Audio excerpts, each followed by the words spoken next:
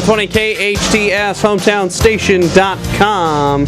Home 411, hosted by Randall Winter of Randall Winter Construction, Santa Clarita Construction.com. Actually, check that, ConstructionSantaClarita.com. My There bad. you go. Sorry about that.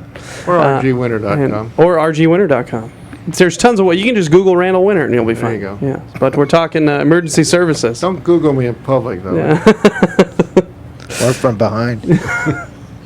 This we're talking with Joel Moss, Director of Operations at Paul Davis Emergency Services, giving us some tips on how to stay out of calling him, I think is how we're doing Well, it, we right? don't really Isn't want to what do that because it's going to happen because we got to get everyone to listen to this radio station. Yeah, there you go. All right. There you go. But, Joel, good point earlier. Thank you very much on that. But we need more.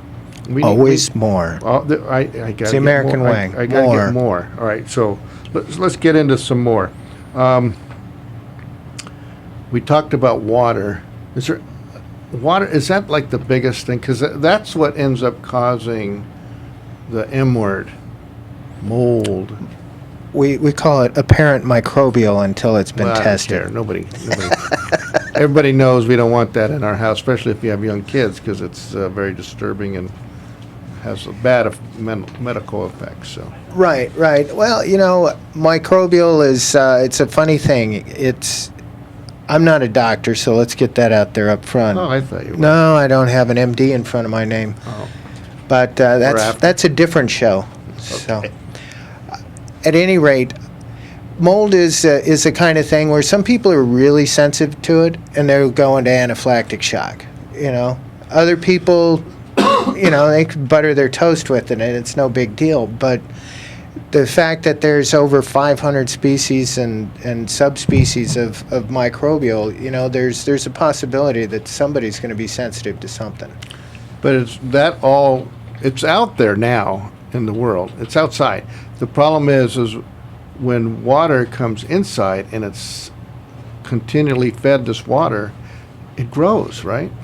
Right. Well, there's a couple of different types of mold, Randall. There's the hydrophilic and the xenophilic. The hydrophilic like a lot of water, and the xenophilic like to grow with a little less water. So the ones that are the most scary, so to speak, would be the hydrophilics, that they have a constant water supply. That's usually where we get the quote-unquote black mold from, because that's the one that grows with a lot of water source. And that happens quite often if there's a small ongoing leak, or your condensation line backs up in your HVAC system if you don't have Ricardo come out and service it regularly.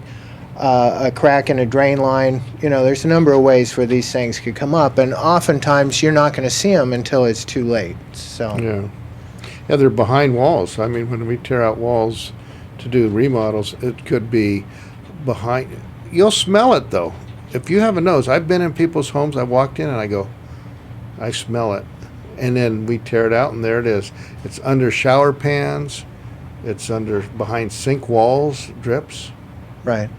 Yeah, I've done projects where people were, we've got bad allergies, I've got bronchitis, I've got this, I can't even be in this area. It's too physically uncomfortable.